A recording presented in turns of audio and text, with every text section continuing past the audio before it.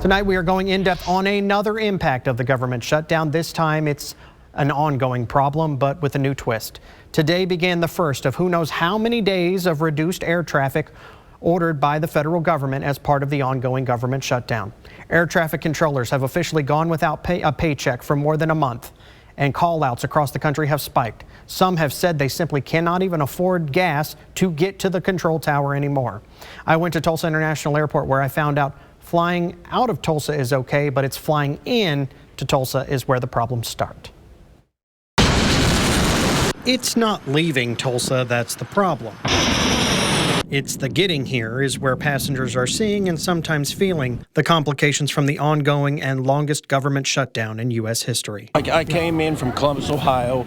If you had Clear or TSA, you had very little problems getting on. If you were flying on a regular, then that line was long, very long. Did you have pre-check? Yeah, I have pre-check and Clear both. Friday was the start of federally mandated flight cancellations at the nation's 40 busiest airports. Tulsa isn't one of them, but most of the flights operated out of Tulsa go to the impacted airports, and that's where flyers say they were ready to do battle. A little worried, but I had some colleagues in Houston who were monitoring the news channels there, and they told us it wasn't too bad. Carl Stewart woke up extra early, not knowing how many TSA agents would actually report to work Friday to process him. And that was in addition to news of delays. And we woke up like 4 a.m. to get to the airport, so I feel like we beat all the crowds, but by the time we got there, lines were easily probably an hour or so. It took us like 30 minutes through security, which is abnormal, I guess, but yeah, it was building up behind us. So the TSA line is moving here at Tulsa International Airport, but the same problem exists here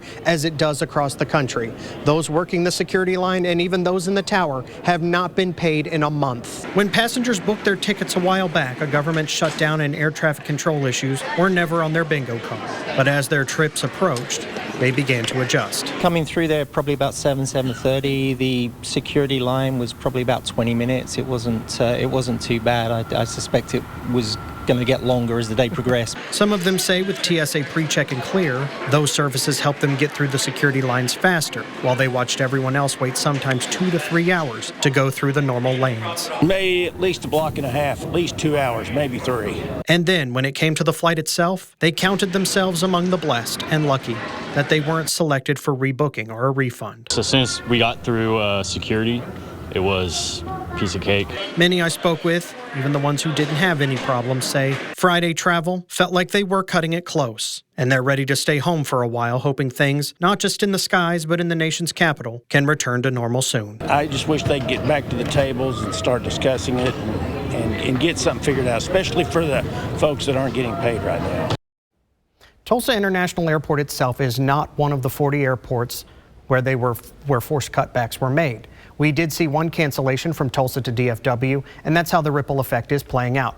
Most of the airports you connect through on your flight out of Tulsa are among the 40 where the mandatory cutbacks are being made until further notice. They are also hubs for American, United, Southwest, and Delta. St. Louis and Nashville appear to be the only 2 nonstop destinations Tulsa has that have not been mandated to cancel flights, but obviously there are ripple effects that will play out there as well.